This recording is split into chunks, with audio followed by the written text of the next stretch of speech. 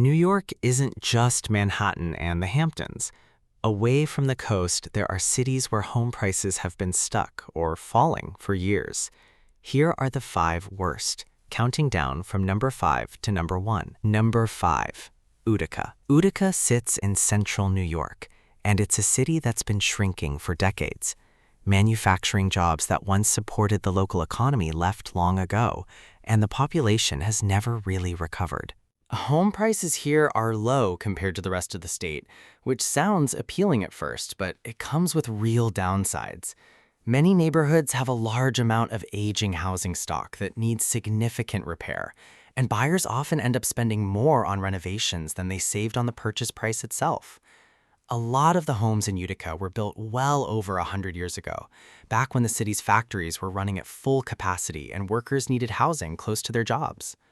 Those homes were built for a different era, with plumbing, wiring, and heating systems that were never designed to last this long without major intervention.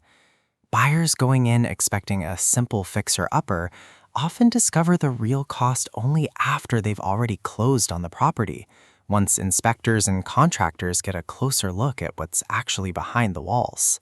The local job market is limited, which keeps demand weak and makes it harder for home values to appreciate over time the way they do in stronger regional markets. Without new employers moving into the area in meaningful numbers, there simply isn't the kind of population growth that tends to push home prices upward elsewhere in the country. For investors specifically, low rent ceilings in the area also make it difficult to generate strong returns, even with a low purchase price. A cheap home might look like a bargain on paper, but if the maximum achievable rent in the neighborhood is also low, the actual return on investment often ends up disappointing compared to markets where both purchase prices and rents are higher but move together more predictably.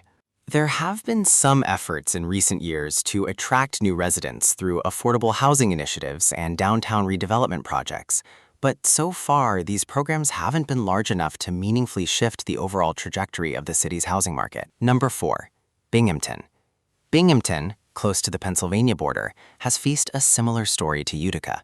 It was once a stronger industrial and manufacturing center, and its economy has struggled to replace those jobs with anything at the same scale. Population decline here has been persistent, and it directly affects housing demand. When fewer people are moving into an area than leaving it, home values tend to stay flat or drop, even while prices are rising in most of the rest of the country. This isn't a 1 or 2 year trend either. It's a pattern that's played out consistently over multiple decades, which makes it a much harder cycle to break than a temporary economic downturn. Winters in this part of the state are also long and difficult, which is a real factor buyers weigh against home prices in the area. Heating costs during the coldest months can add a significant amount to the true monthly cost of owning a home here. And snow removal, both for individual homeowners and for the city as a whole, adds an additional layer of ongoing expense that doesn't show up in the listing price. Add in an aging housing stock, similar to Utica's, and you get a market where a large share of available homes require costly updates before they're truly livable long-term. Roofing, insulation, and heating systems in particular tend to be common problem areas in older Binghamton homes, and all 3 are expensive to properly address, especially given the harsh winter conditions the systems have to hold up against. Some parts of Binghamton have seen modest revitalization efforts tied to local universities and healthcare institutions, but so far this hasn't been enough to meaningfully shift the broader housing market.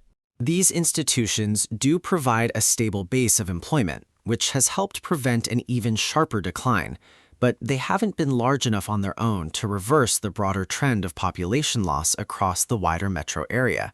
Number 3, Syracuse. Syracuse is larger than Utica or Binghamton, but it shares a lot of the same underlying challenges, just at a bigger scale. The city has struggled with population loss for years, and while there have been recent efforts to attract new investment, including major manufacturing projects, those benefits haven't fully worked their way into the broader housing market yet. In the meantime, many neighborhoods continue to see weak price growth, and in some cases, home values have barely moved at all over the past several years, while inflation and construction costs elsewhere in the country continued climbing steadily. Property taxes in the Syracuse area are notably high relative to home values, which adds an ongoing cost that eats into any potential appreciation. For buyers comparing total cost of ownership, that tax burden can make an otherwise affordable home considerably more expensive over time than the purchase price alone suggests. In some neighborhoods, the annual property tax bill can end up representing a larger percentage of the home's value than what buyers would pay in far more expensive states, which is a detail a lot of out-of-state buyers don't fully account for until after they've already purchased. Crime rates in certain parts of the city have also affected buyer demand in specific neighborhoods, pushing more interest towards the outer suburbs rather than the city center itself, which keeps downward pressure on prices within Syracuse proper. This creates a fairly clear divide in the local market, where suburban areas around Syracuse have generally performed better than the urban core, even though both fall under the same broader metro area statistics. There is a large new semiconductor manufacturing project planned for the region that's expected to bring thousands of new jobs over the coming years. And some local buyers and investors are betting on this eventually lifting home values across the area. Whether that plays out the way people are hoping remains to be seen. But for now, it hasn't yet meaningfully changed the day-to-day reality of the Syracuse housing market, which still shows many of the same challenges as its upstate neighbors. Number 2. Rochester.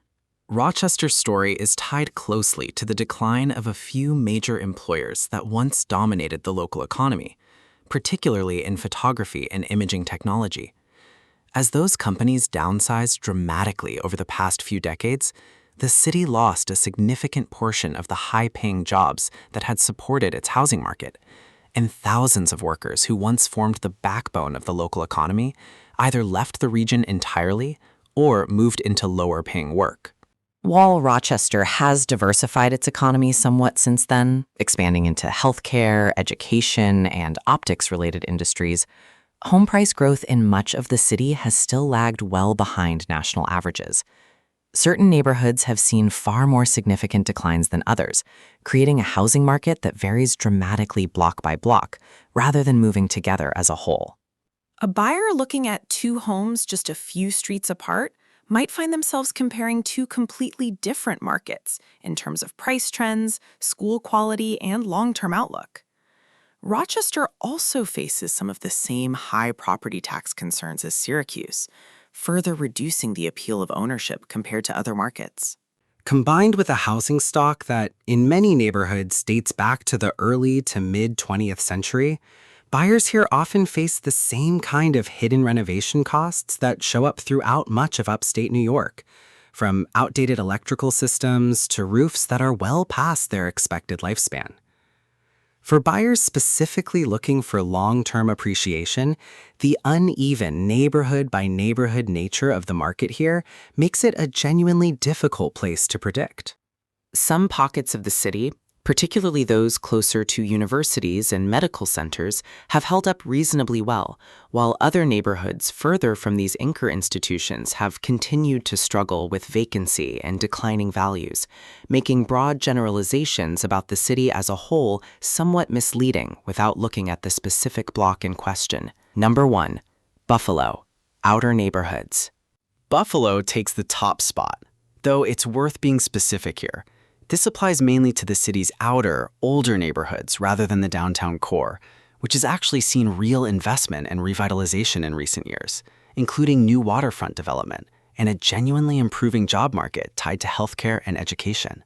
Outside of that revitalized core, though, many Buffalo neighborhoods still carry the effects of decades of population loss tied to the decline of the region's steel and manufacturing industries, which once made this one of the most important industrial cities in the entire country. Housing stock in these areas is often old, sometimes over a century old, and a significant portion requires major structural repairs that go well beyond routine maintenance, from foundation issues to outdated systems that were never built to modern code. Buffalo's winters are also among the harshest of any major city in the country, which adds real ongoing costs for heating and snow-related home maintenance that buyers in warmer states rarely have to consider. Lake effect snow in particular can dump extraordinary amounts of snowfall in short periods, And homeowners here need to budget not just for heating bills, but for snow removal equipment, roof maintenance to handle heavy snow loads, and the general wear that harsh winters put on a home's exterior year after year. Combined with high property taxes similar to the rest of upstate New York, total ownership costs here can end up higher than the low purchase price would initially suggest. A home that looks like a bargain compared to national prices can end up costing a similar amount annually once taxes, heating, and deferred maintenance are all factored in together.